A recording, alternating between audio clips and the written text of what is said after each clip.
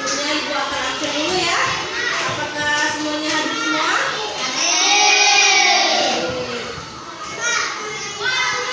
Kalau betul silakan keluarkan bukunya.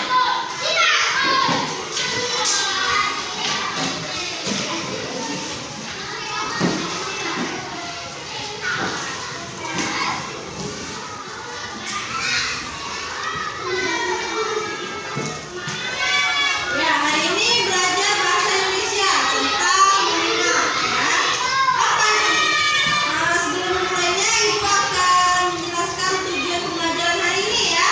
Tujuan pembelajaran hari ini yaitu siswa dapat mengetahui dan memahami unsur-unsur yang terdapat dalam sebuah cerita rakyat ya.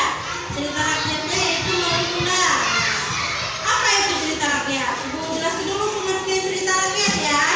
Cerita rakyat adalah cerita yang diturunkan dari nenek moyang kita secara lisan ke lisan. Cerita berkembang di masyarakat sejak zaman dahulu dan terus menyebar dari satu orang ke orang lain. Ya, tapi karena penyampaiannya dari lisan ke lisan, maksudnya dari mulut ke mulut, maka hikayat masuk dalam kategori sastra lisan. Cerita rakyat berkembang di setiap daerah, lalu disebarluaskan ke daerah-daerah lain ya. Nah, lanjut Ibu ke unsur-unsur intrinsik cerita rakyat. Unsur-unsurnya itu setiap karya sastra punya unsur intrinsik, yaitu ada tokoh, latar belakang, alur, sudut pandang, dan amanat. Tokoh adalah nama tokoh yang ada dalam cerita. Latar membangun sebuah cerita yang meliputi waktu, tempat, dan suasana. Alur yang dipakai dalam cerita. Alur itu dibagi menjadi tiga, yaitu alur maju yang ceritanya dari masa lalu ke masa depan. Alur mundur kilas balik dari cerita masa lalu. Alur campuran gabungan dari alur maju dan mundur. Sudut pandang. Sudut pandang itu digunakan untuk melihat cara pandang cerita. Ada sudut pandang orang pertama sebagai tokoh utama, lalu orang ketiga atau orang lain, terus orang ketiga serba tahu. Amanat. Amanat itu pesan yang ingin disampaikan kepada kita atau nilai-nilai yang harus berlaku sampai sekarang ya.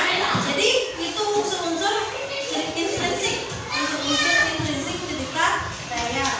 Oke, anak perhatikan cerita dongeng pendek ini yaitu Malin Kundang.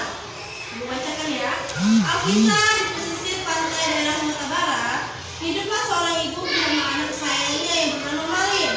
Sejak suaminya meninggal, ibu Malin harus berjuang mati-matian untuk menghidupi Malin. Meskipun begitu, ia tetap merasa bahagia karena Malin merupakan anak yang penyayang. Dia juga sangat manja. Malin akan selalu menemani ibunya bekerja menjual ikan. Semakin hari Malin beranjak dewasa. Dia merasa sudah saatnya untuk menggantikan ibunya bekerja.